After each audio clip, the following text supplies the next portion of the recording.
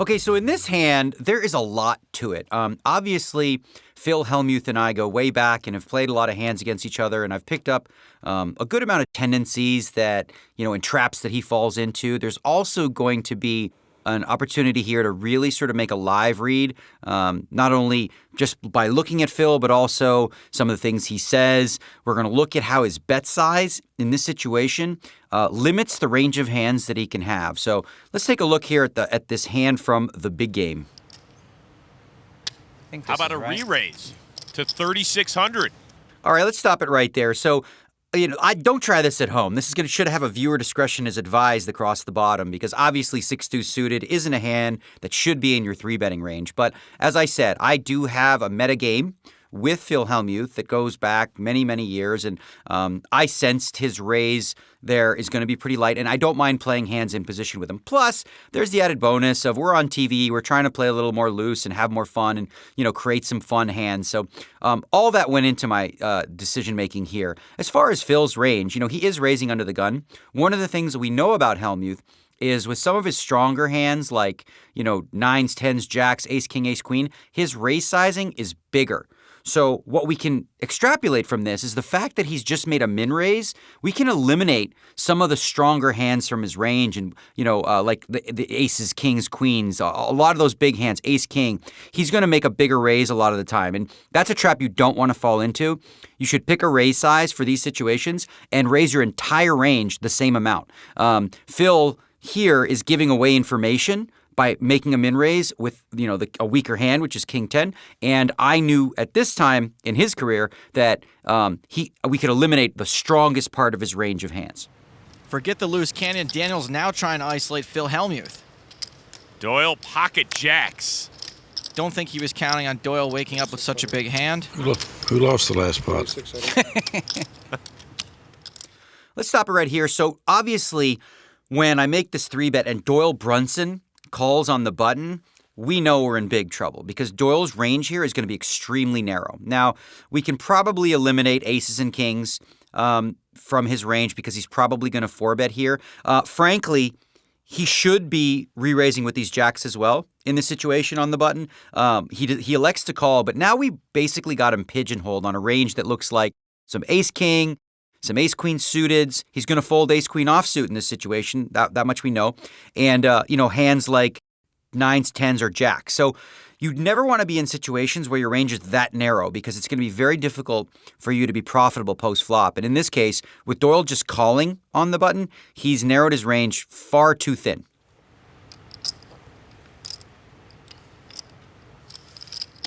That gets Phil Lock Antoni G out of the hand, and now action back on Hellmuth. Makes the call. So, this is actually another interesting thing we can look at here. Should Phil Hellmuth be calling 2,800 more with king 10 off in a situation where he knows at least Doyle Brunson has a super strong hand, jacks, ace, queen type hand, 10s maybe, 9s. And then he's also got to deal with, my hand. Obviously, we don't have anything. We got 6-2 suited, but we are 3-betting, and typically in those spots, we are going to have a much stronger hand than king 10 offsuit. So this is a mistake here from Phil to call after Doyle calls. Even the 3-bet itself, you don't want to be calling out of position with hands like king 10 offsuit. If they're suited and you're deeper, you can see more flops. But in this case, if you're Phil Hellmuth, you should be folding, especially because Doyle came in on the button. Daniel's repping a big hand before the flop. Let's see if Doyle coming along for the ride causes him to change his game plan at all. So 3 players to the flop. 5-7 queen. It misses everyone. Hellmuth checks. That's right. So that means Doyle's still in the lead with 2 jacks.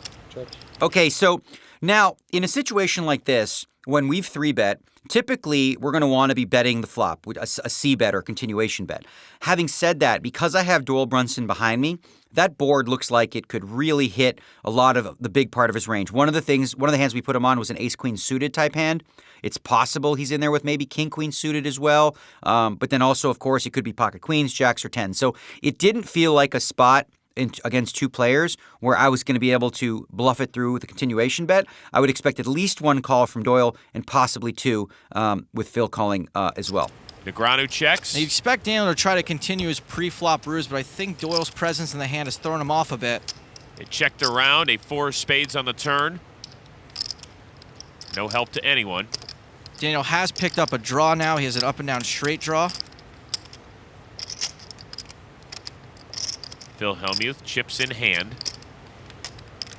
Finally feels like it's safe to maybe take a stab here. Bet 7,000. Well, Phil doesn't have anything. He's now leading out into a guy who 3-bet and another guy who called a 3-bet. So this bluff from Hellmuth actually carries a lot of weight. It's not just a snap call for Daniel with an open-ended straight draw.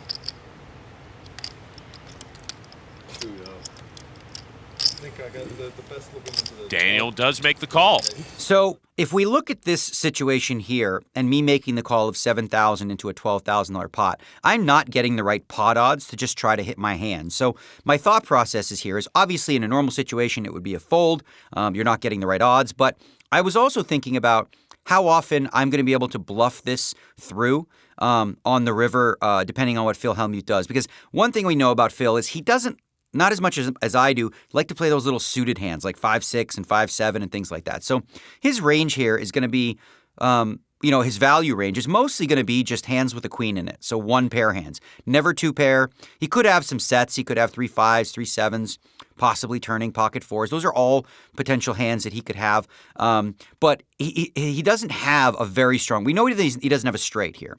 We know it's unlikely that he has sets. And what I'll figure out on the river, based on Phil's bet size, what type of range that he's narrowed himself down to. Because one of the mistakes he's made against really top players is he allows his bet size to give away the strength of his hand. Now, Doyle Brunson behind us is in a tough spot. It was checked around on the flop. Now it's bet and called in front of him. It's tough for him to think that jacks are ahead of both of our ranges. Now with Daniel and Phil raising and re-raising and betting into each other, it's going to be very tough for Doyle to know he has the best hand.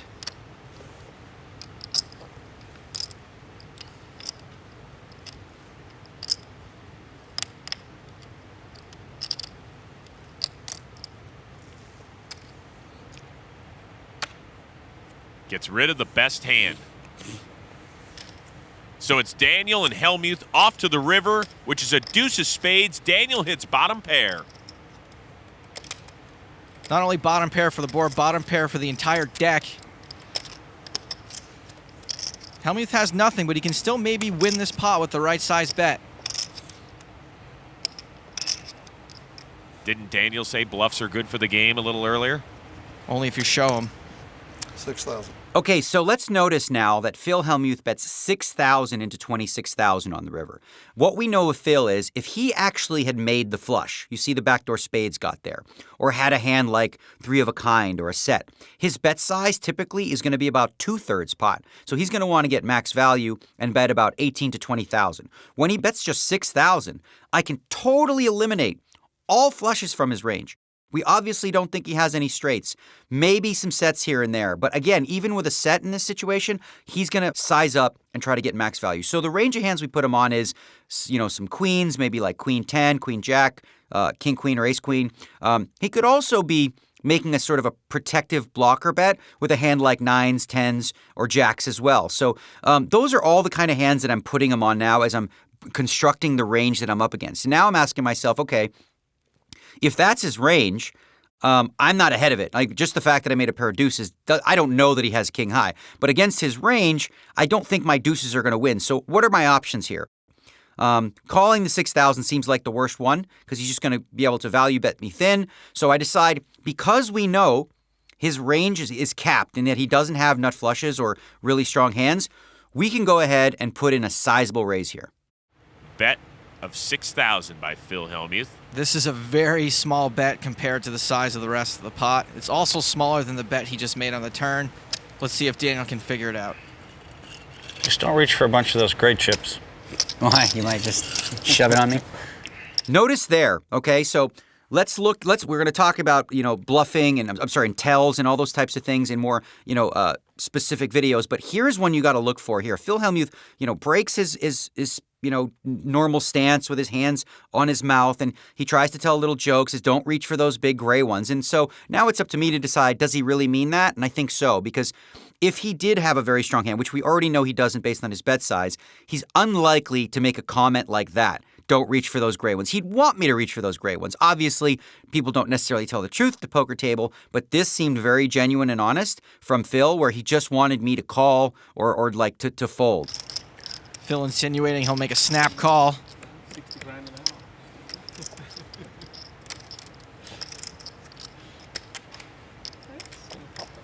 That orange chip is 25K. A lot of power in that little stack. Negreanu makes it 46,000. Daniels correctly read Phil as weak and stuck in a huge bet with only a pair of deuces. So why did I choose to raise so much, 40,000 more? Well, again, once you start to have an understanding of how your player tendencies are, we know that Phil Hellmuth is going to call a small raise here with a queen. If I would have made it 15,000 or 20,000, he'd be maybe annoyed, put on a tirade or a show, but he's going to make the call. When I put the test to him for 40,000 more, what range of hands is he going to call with? I would venture to say that even if he was value betting 3 of a kind with pocket 7s, pocket 5s, or 4s, he's going to actually fold that hand. We already said, based on his bet size, we don't think he has any flushes. So the hands that we're going to try to eliminate, or we're going to try to bluff, are 3 of a kind. And I really think for that sizing, it would be very tough for Phil to call, because let's look at our range throughout this hand, right? We 3-bet before the flop. We checked it back on the flop. Now the turn was a spade, and we called a bet, right? So it's very likely that we could have a hand like ace-jack of spades, ace-king of spades, or ace-10 suited, something like that. So now when that spade comes in the river, it's very credible for us to represent having the nut flush. And again, you couple that with the fact that we don't think that Phil has a lot of flushes here, and we essentially have on this river a massive range advantage. Speech time. It's gotta come. He might have like 6-9 offsuit. It's Daniel. Good bet. And Phil lays it down. Finally got there. Took a while, but 6-9. I had you. He nailed it. Look at that. That's sick. So I think the main thing you want to take away from this is just how important it is to understand your opponent's weaknesses and tendencies. And when you find patterns, you can exploit them by deviating from the normal way you'd play a hand. Normally, you don't see me 3-betting 6-2 suited, but against Phil Hellmuth, I have a really good history with him and a good read. And when you do have a really good read on your opponent, you should be playing a lot more hands.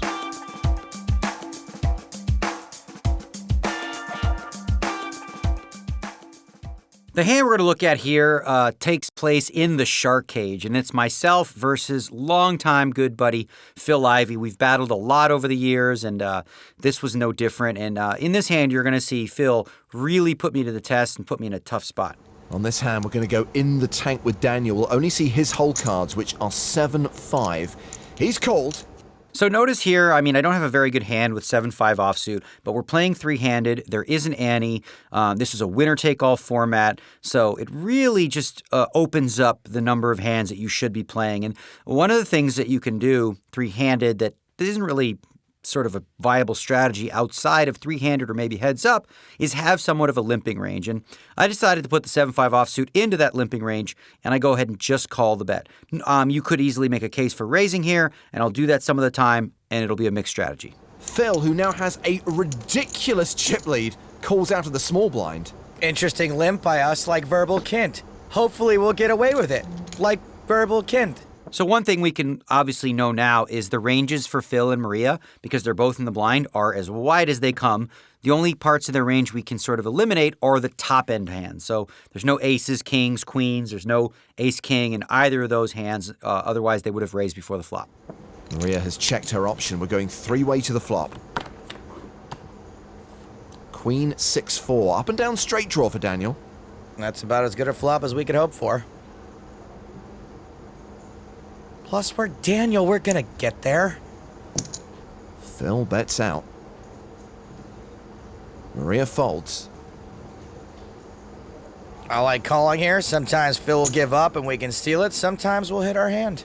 So interesting here, Phil decides to lead out, and I know that Phil is capable of doing that with a wide variety of hands, both hands that are strong as well as weak. A lot of players fall into the trap of when they lead out, they're usually, top pair heavy, or they have a very strong hand. There's not enough bluffs in there. Phil Ivey's not one of them. Little surprising to see Maria fold middle pair so quickly against Phil, but she's clearly giving him a lot of credit. As for me, I've got an open-ended straight draw, so folding's out of the question. The only real question is, do I want to take initiative here and raise as a bluff, or just try to catch my card? I elect to take the safe approach and see if we hit our card. Daniel does call. The turn card is a 7. Second pair for Daniel to go with that straight draw. Phil checks. I think we should probably just check. I think we should probably just bet. I meant to say bet. So, interesting decision for me here, because when Phil Ivey checks, I think there's a lot of sort of draw type hands he might have, some flush draws. I don't know that he's going to be check raising a lot. So I feel like with the hand that I have, a pair of 7s, it's probably the best hand. I've also got the backup, which is a straight draw, just in case he does have me beat with a queen or queens up or something along those lines. Obviously, if he has 2 pair, I expect a raise here from Phil on the turn, but I think it's still worthwhile for me to go ahead and bet my pair of 7s and protect against a lot of the rubbish hands he might have. He could have a hand like King 9. I don't necessarily want to give him a free draw to catch a pair that beats my 7s. And what's Phil thinking? He's thinking, what's this guy got? What's this guy over here got? What does he got me beat? Oh, Phil's check raised. And that's why I was going to opt for a check there. We can't really fold this, I don't think. The problem is if we can and don't improve when we face Phil's bet on the river, we'll be in a real spot. Time ticking away for Daniel. 10 seconds left to make a decision. He elects to call. So this is a pretty tough decision. I bet the 90,000, and to my dismay, we hear the raise from Phil Ivey to 300,000. Now, I feel like I can continue here because I do still have the straight draw. I mean, it's unlikely he's already there with 5-8. It's certainly possible. We have 1-5 that blocks that. Most likely what I put Phil on here, as far as his value hands, are queens up. So maybe even, 7s and 6s or 7s and 4s some of the time. But really his check raise after leading the flop looks a lot like queen 4, queen 6 type hands. And then for him to check raise, that would go along with that sort of story.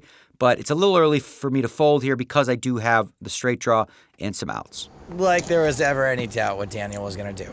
The river card is the 7 of hearts. Trips for Daniel, but it does put a potential flush out there. Well, what was I thinking? We're Daniel Negreanu. We're Kid Poker. Documentary coming soon. Of course we're going to improve. The problem is that Phil could have been raising us on the turn with a flush draw. Easily. Yeah. 10 seconds. 5 seconds. And there's a bet from Phil. Okay, so this is where you have to break down a hand in such a way where you start with, what are the value combinations that Phil Ivey could have here, okay? And are they any different than they were on the turn? There is one key difference, and we'll get to that in a second. But let's first and foremost look at the value. Well, the number one value hand he could have is queen 7. All the flushes, maybe he check raised the turn as a bluff, which we know he's capable of doing, and he's now made a flush on the river. I don't think for this size he's going to feel as confident with just a straight. So if he was bluffing with 3-5 and made the straight on the turn, or 5-8, I don't know that he's going to, when the board pairs and a flush card comes, he's going to bet so much. He's probably going to bet less or even check a lot of the time. So at this point, his value hands, as I said, are just really queen 7, 7-6, 7-4, and some flushes that he was bluffing with on the turn. Now, let's look at some of the value hands on the turn we talked about that he may have had that are no longer value. So if he had queen 4 or queen 6 or 6-4, well, all those hands have just been counterfeited by the 7s, so he's not going to be too excited about it. He's not going to all of a sudden, fire a 500K bet there. So some part of his check raising range on the turn that we were worried about has been discounted now because he doesn't have queen 4 or queen 6. So the question is, what does that leave for his value range on the turn and now his value range on the river? And I think we've went over that. So what about bluffs? Well, it's Phil Ivey, okay? You can't really rule out any bluffs. This guy's got a very creative mind, and I feel like as a result, he has a totally wide range before the flop because it was a limp pot. And on the flop, it doesn't really narrow it down a lot for me because he's capable of leading with absolute garbage and nutted hands. So I'm not really getting a lot of information till the turn check raise, which polarizes his range a little bit. It's either very, very strong or, very, very weak. And this bet on the river is very, very similar. So the fact that we block one of the sevens obviously makes it slightly less likely he has a value hand like queen 7. And ultimately, I think we got to do what I just did here. Last time we played against Phil, I was dead certain we should call, and I was dead wrong. In this spot, I think he's going to have us beat a lot. Oh, boy. Like a one-legged laundry clerk, I am leaning toward a fold. Daniel is down to 10 seconds. Man, really? I need a time. He plays a time bank chip. The one thing we got going for us is that I don't think Phil expects us to have a 7 very often. He could be trying to bluff us off a worse hand.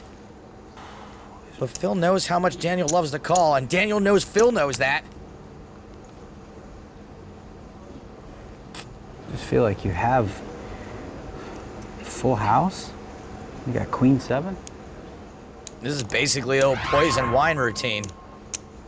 I don't think I can fold it. Daniel calls. Ace queen. Phil claims to have ace queen. Ace queen, my foot, Phil. He's funny. He told me later, yeah, I had ace queen. He really just didn't want to show his hand and reveal it. But we know that ace queen is not in his check raise the turn, barrel the river range. So that was clearly a little fib. Now, the lesson here in this hand is really about when you are making tough decisions on the river, separating the number of value combinations you think your opponent can have, and then gauging that against the type of player you're against and whether he's capable of bluffing with enough combos to make the call just. In this case, it's Phil Ivey. I know for a fact that he's capable of bluffing. So even though I didn't love the situation, because I can only beat a bluff, and understand, he's not value betting anything worse than my 3-7s. He's always going to have that beat if he's value betting. So in this case, luckily for me, he was bluffing, and we were able to take down a key pot. He was bluffing with Jack 8. Ivy's fallen victim to one of the classic blunders. Ace queen, huh? Okay. This is Ivy style. Ace queen or 8-9, whatever. I don't remember.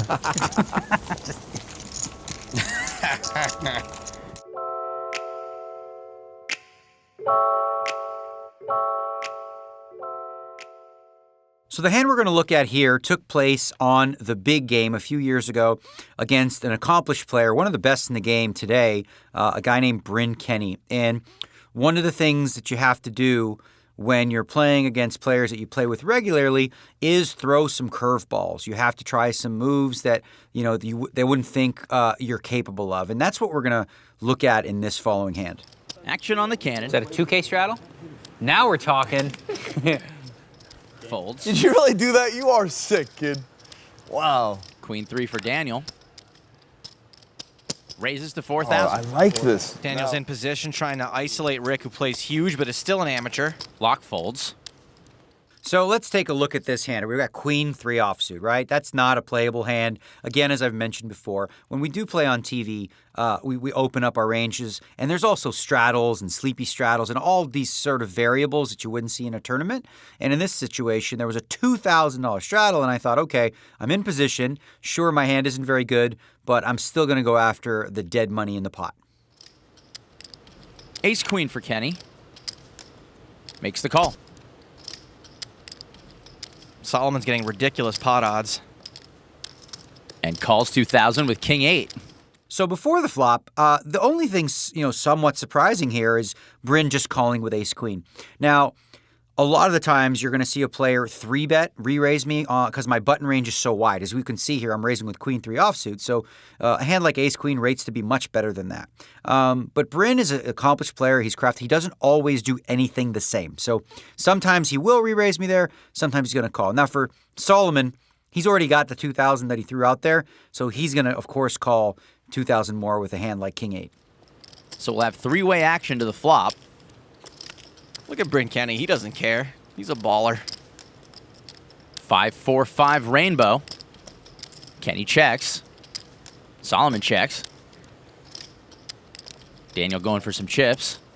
And bets 6,000. All right, so if we are being realistic here, who do you think has the range advantage right now? And I'd say that the correct answer is not Bryn Kenny, because Bryn Kenny is likely to have, a hand that doesn't connect with that board. So there's a lot more possibilities of myself or Rick Solomon having a 5 in their range. So I'm me raising on the button. Obviously, if I'm raising with queen 3, I would have raised with queen 5 as well. So I think this is a spot where I could credibly represent a pretty strong hand, whereas Bryn, his range is somewhat capped. His range is capped to an overpair, something like, 9s or 8s or 10s. It's very unlikely that he has aces, kings, queens. It's unlikely that he has a 5 in his hand. So he's basically in a tough spot out of position, sort of having to play his hand somewhat face up based on how he plays it going forward. Kenny's got the best hand with ace-queen high.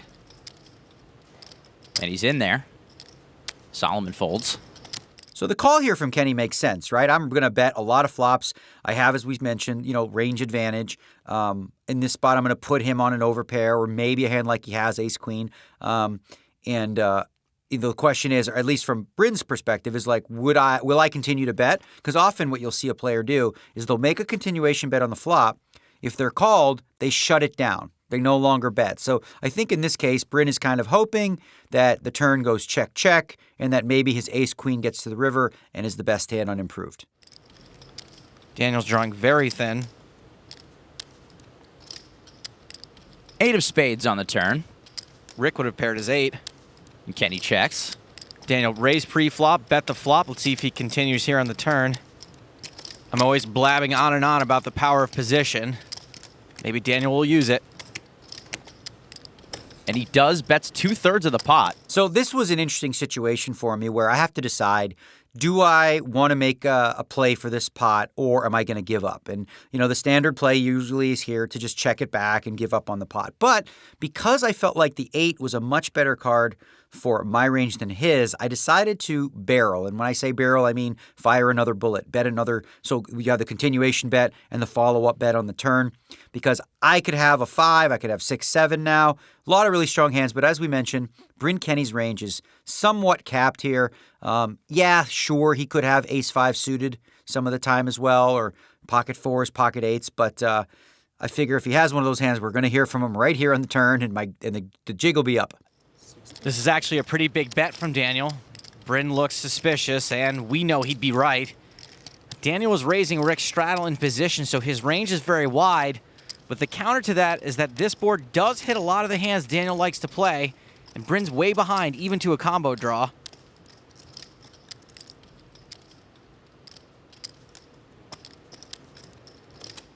He's going to make the call. Don't look now, but our first pot of the night is getting pretty big. To the river. Deuce of hearts, big brick. And Kenny checks. We don't see a 3-barrel bluff from Daniel too often. Bryn's been pretty stubborn. I'm not even sure one would work.